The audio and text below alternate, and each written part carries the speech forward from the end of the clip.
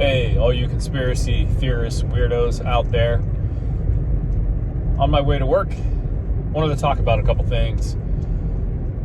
So, at one point or another, I think I've treated nearly half this town over the last 30 years, either on some patients on a long-term basis, others just casually. If they wanted a natural alternative to their pain or their health condition, a lot of people have come to see me, and thankfully I believe I was able to help a large portion of those people. So the funny thing is, those of you that are angry with my stance on this worst chemical spill bomb derailment in U.S. history, and who knows how bad it's going to get because they're finding new and more stuff every day. So you're angry that a guy that is into natural health, takes no medication, eats as organic as possible, exercises every day, counsels his patients in healthy living.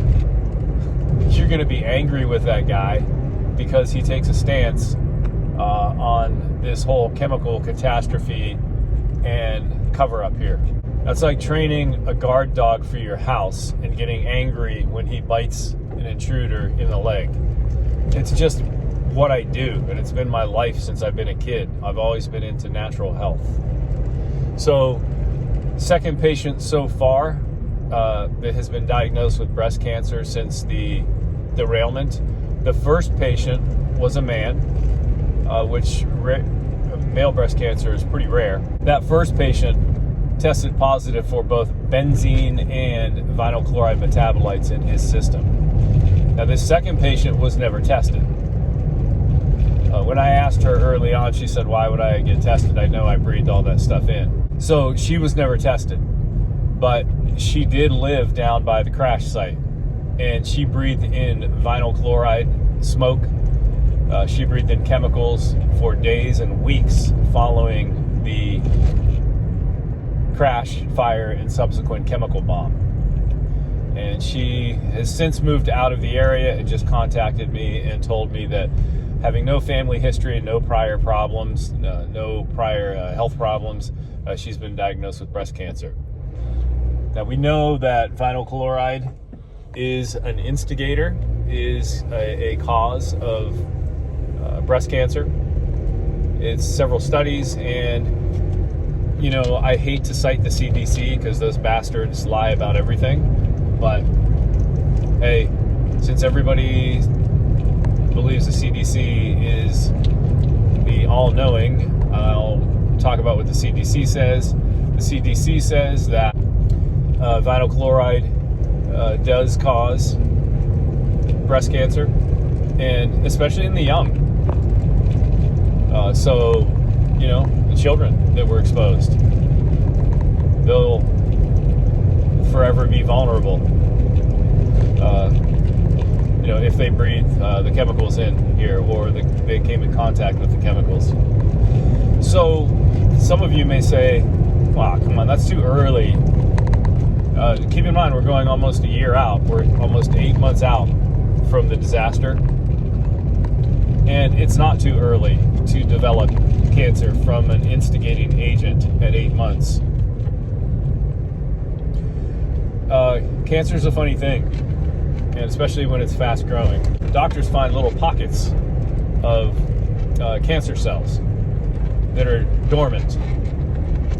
And all it takes is one of those cells to be turned on by an instigating agent to set the wheels in motion. There are a lot of autopsies that, in older patients that pass away, that they find cancer that never manifested itself, that they believe has been there for maybe decades, because the immune system keeps it under control, and for some reason your body's homeostasis, your body's ability to keep things under control in balance, does not let those cancer cells grow. It keeps them in check. There's something called angiogenesis, where cancer cells need blood supply to survive and thrive and grow. And unfortunately, cancer cells are pretty smart. They can signal the body to make manufacture their own blood supply, their own blood cells, and build them around themselves to supply them with the nutrients that they need, where other cells are not able to do that type of thing. So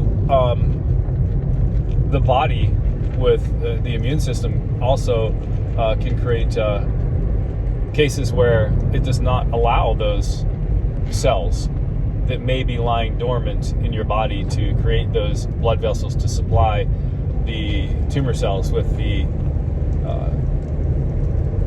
blood supply and the nutrients they need to survive or thrive. So there's two case scenarios here. Either a person can be totally healthy when exposed to a offending agent, or that person can already have something that's lying dormant, and they may continue to have that until they're 90 years old and they die peacefully in their sleep in bed at night, unless something turns those tumor cells on. Someone asked on the Off the Rails Facebook page if there is a nonprofit clinic or some type of free clinic being planned to help people get tested, checked. No, because things like that only happen in the great superpower like America, and they're not going to happen here.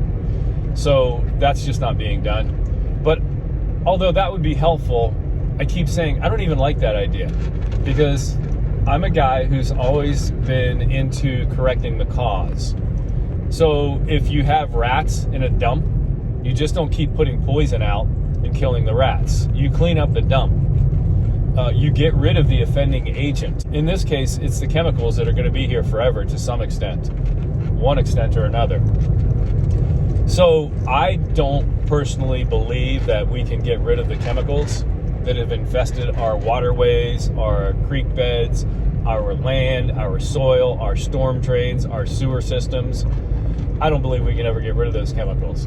So since those chemicals, the offending agent won't leave, you have to remove yourself from the offending agent.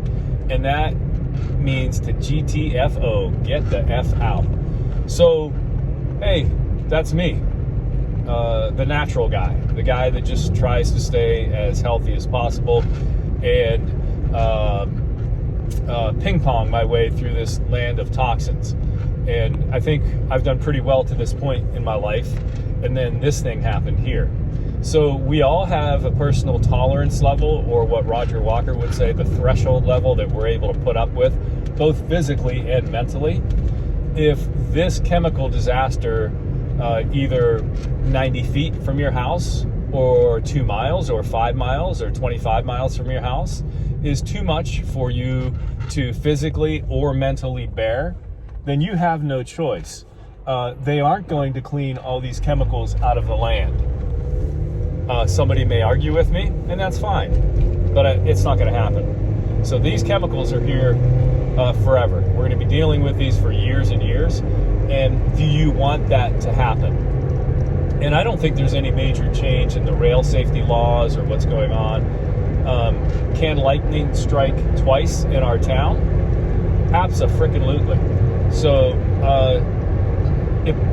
you would think that it wouldn't, but it very may well happen again. So if you're able to, well, let me put it this way. If you've reached threshold level where you don't believe this is safe for you, they're not going to clean it up to the extent where it's ever going to be safe for you or me, if you're that type of philosophy. So do what you can to get out. Senator Vance, come on, man. Why don't you push for some no-interest loans here, or push to get people help get out of here? Norfolk Southern, when they want something done for themselves, they can get it done that next day. They announced, 4 or 5 months ago, about making up for people's sale of their house to make sure that at least sells for pre-derailment value, and they still haven't finalized that. What the hell? They can put tracks down the next day. They can move tracks from another part of the country, plop them in people's yards while the fire is still burning, put those tracks up, and run train over contaminated soil just a couple days later, right through our town, but they can't finalize with their attorneys about making up the difference for what your home sells for compared to what it was worth pre-derailment. That's a big stressor off people, because if they know that what they're going to get for their home, then they can they can feel at ease, and I can feel at ease moving, so that I know what I'm in for, what my house is going to sell for. None of us planned on this, so let's do something about it. So again, people are getting sick, and now they're getting seriously sick. Can you prove it? I don't know how you would prove these chemicals are causing cancer in local people. Is there cancer popping up? Yes. Was there cancer before the derailment? Yes. Can these chemicals cause the types of cancer that are popping up? Absolutely.